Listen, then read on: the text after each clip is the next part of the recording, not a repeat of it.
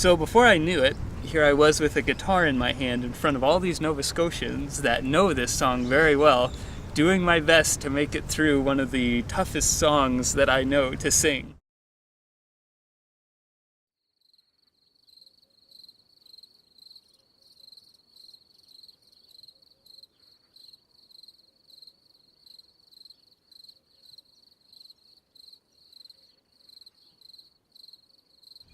Hi, Brett. Hello, how you doing, Lee Bong? Good, very good. Thanks for having an interview with me. Absolutely, it's my pleasure. To begin, can you briefly introduce yourself? Absolutely. My name is Brett Anderson. I'm from Nebraska, which is right in the middle of the United States.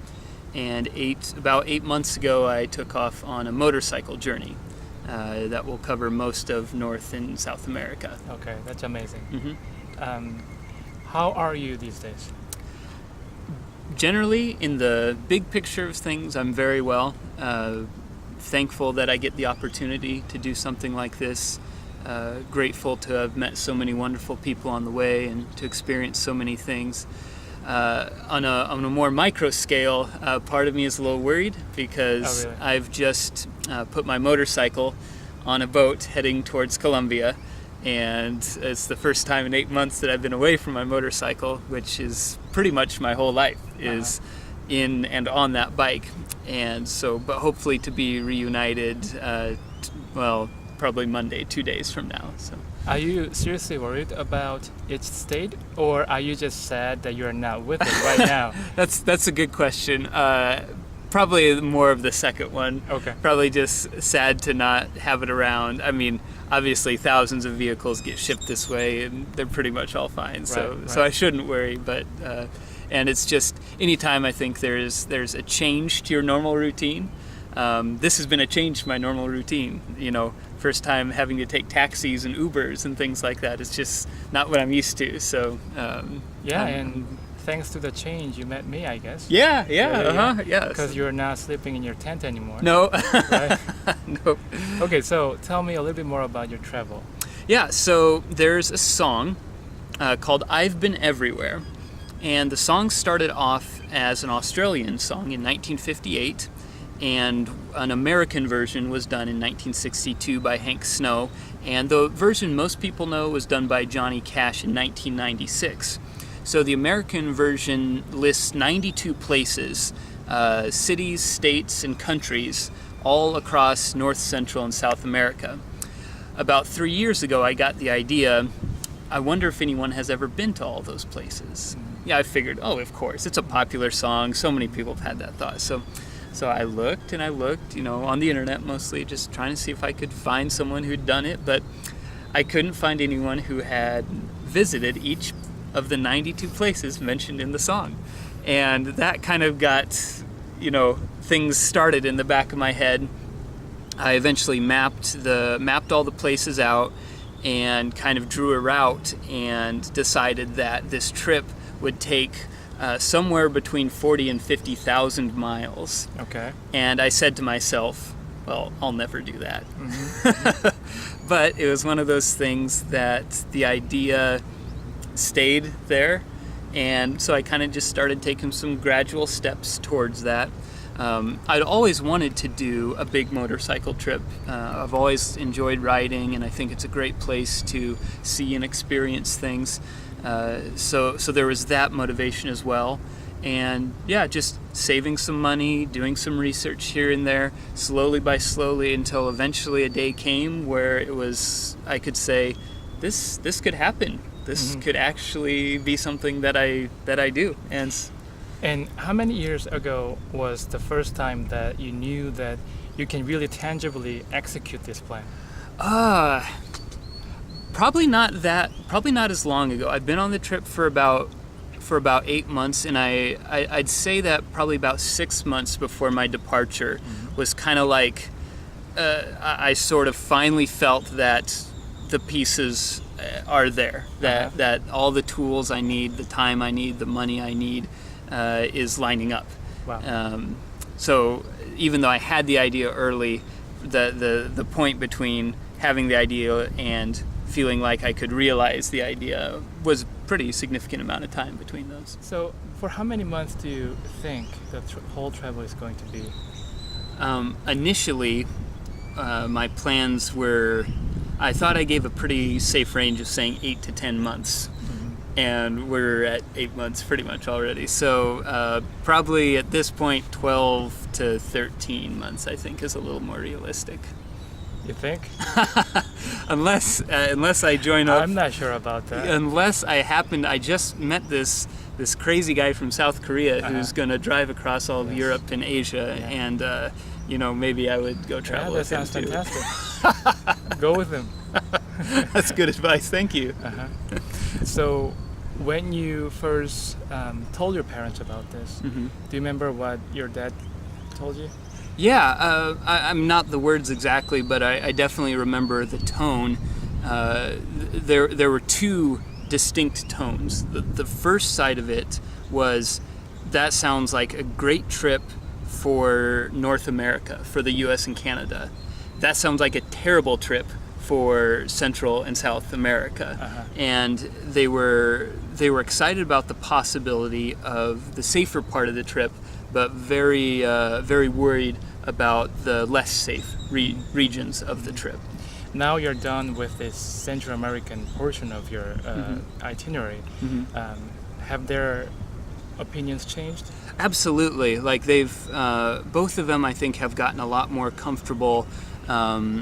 Even before I entered Mexico, they were becoming more comfortable with the thought of it. Just seeing how I did the first 6 months of my trip in the U.S. and Canada, they know I plan ahead. They know I value safety, and that I don't just, I'm not a 20-year-old kid out there. I've been around a little bit and generally know how to take care of myself and keep myself safe. And I think that helped put their minds at ease a little bit. And it even got to the point where they became so accepting of it that they actually followed me down to Monterrey, Mexico. And it just so happened that was over Christmas. From Nebraska? From Nebraska, yes. So me on my motorcycle, them in their Dodge Durango, followed me down to Monterrey, which was my next song place on my route. And we celebrated Christmas together in Mexico.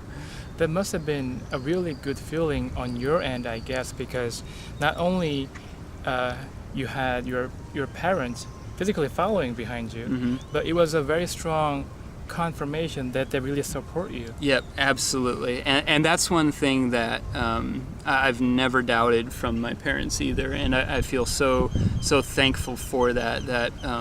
And even if they never would have liked the Central American portion, if I would have just said I'm doing it anyway, they still would have supported me. Like they still would have done everything they can to help me and to assist me in the process as well.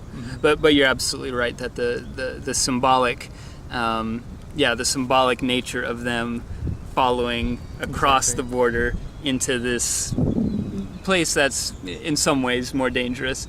It meant a lot to me. I think you were asked about this question quite a lot because I got asked about this question. Why did you decide to travel in this way?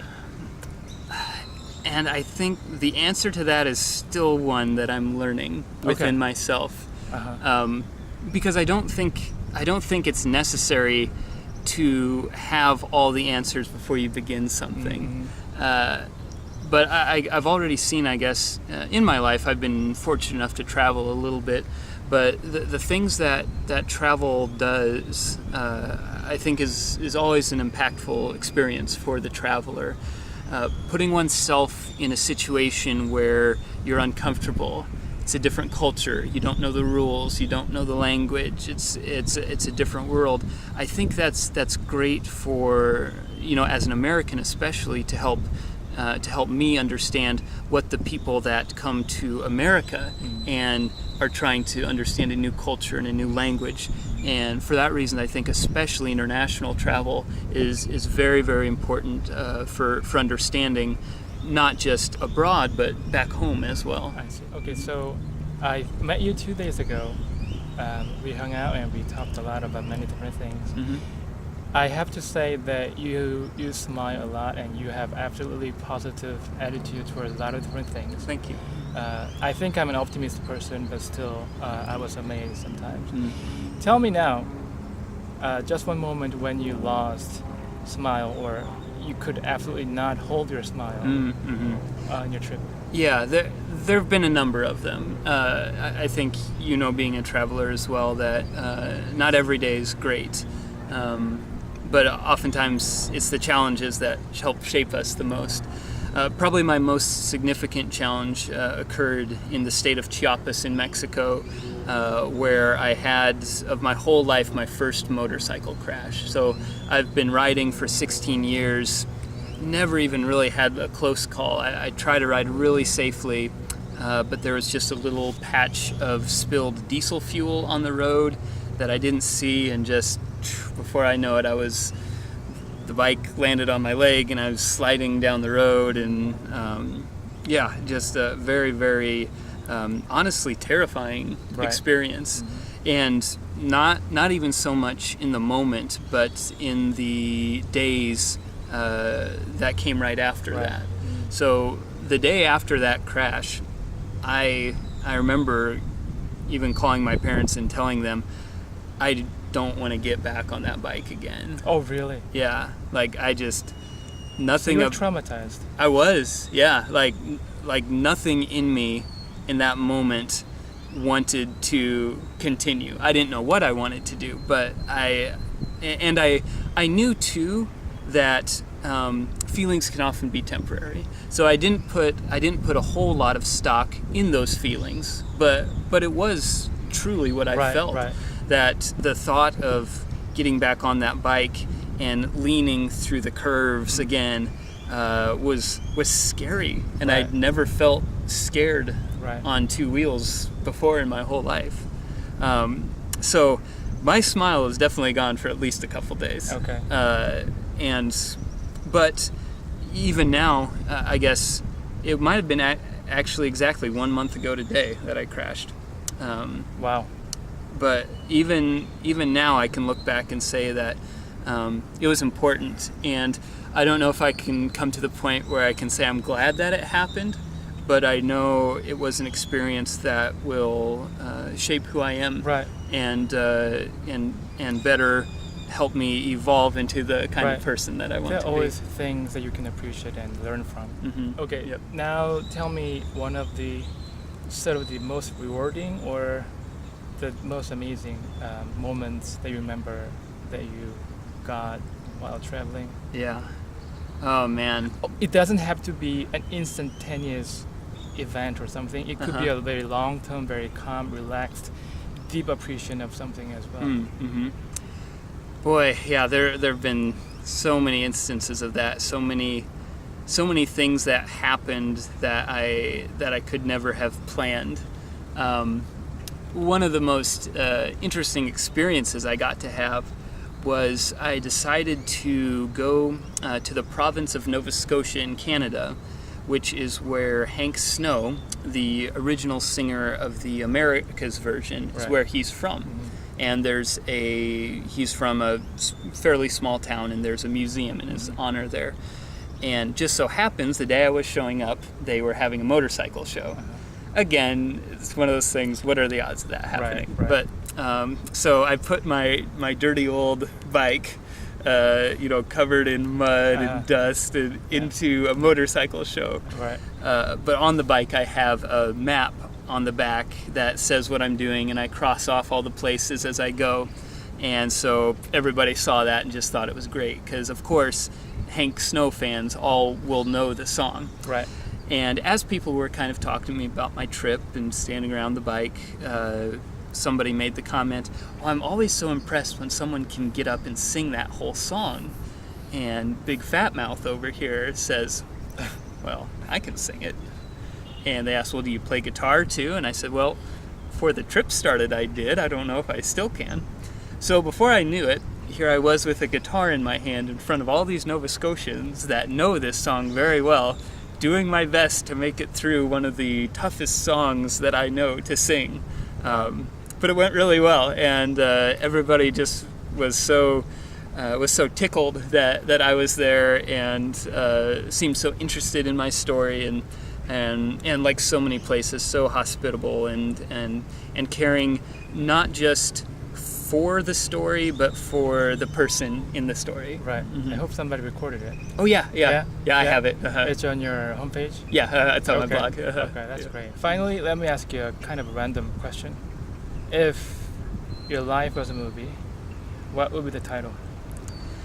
Well, thankfully, you were able to give me some heads up on this question, so I had some time to think about it. Of course. So I hope that means the answer is still okay. But on the back of my helmet, I have an outline of the state of Nebraska where I'm from, and in the middle I have a quote that says, "In the deed, the glory." It's a quote that's kind of connected to our state and to our sports teams, things like that. And it's one that has become more meaningful to me as I understand it more and as I think about it more. So in the deed, the glory. What I really think that means is that, in the how do I say it? In the context of this trip, what I think that means is that it's not necessarily about crossing off these 92 places. As much as I love the satisfaction that comes with going on my sign, crossing off a place, that's really not what this trip is about. This trip is about the deed, the action of doing it, and the desire to keep doing it well, to keep traveling with an open heart, with an open mind, with kindness, with love, with faith, with all the things that are important to me. And so whether I'm able to check off all 92 of these places or not really doesn't matter to me. What matters more to me is that I continue to embrace this journey with the correct attitude. And in the deed, the glory is one of the best ways for me to sum that up. Okay. I will personally take this as your affirmation of going to Europe with me later.